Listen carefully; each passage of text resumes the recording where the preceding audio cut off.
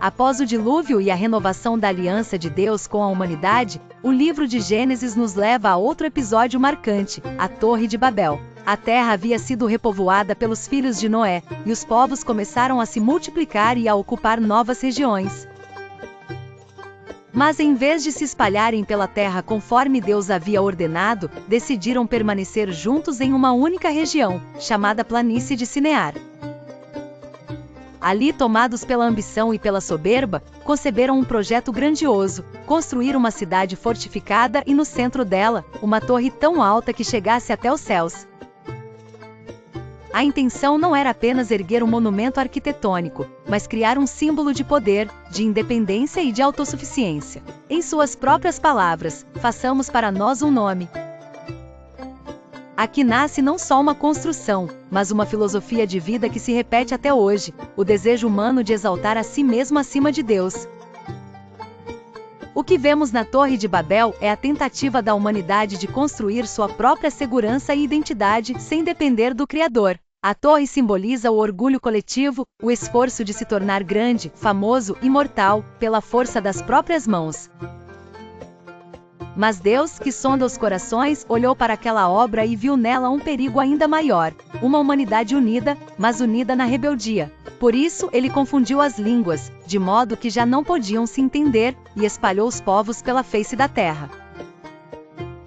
O que era um projeto de unificação forçada se tornou o marco da diversidade das nações e das línguas. Se refletirmos hoje, quantas torres de Babel continuamos a erguer? Não de tijolos e argamassa, mas de tecnologia, riqueza, poder e até mesmo religião. Em nossa sociedade moderna, corremos atrás de reconhecimento, status e fama como se fossem o verdadeiro caminho para a eternidade. Redes sociais se tornaram vitrines onde muitos tentam fazer um nome para si mesmos, buscando aprovação, aplausos e validação. O episódio da Torre de Babel nos lembra que projetos construídos sobre o orgulho e a vaidade estão destinados a ruir. Pode até parecer que prosperam por um tempo, mas cedo ou tarde, a confusão se instala e a queda é inevitável. Esse relato também nos fala sobre a comunicação e a unidade. A confusão das línguas mostra como a falta de entendimento é uma barreira para qualquer projeto humano. E se olharmos para o mundo atual, veremos que ainda vivemos sob o efeito de Babel.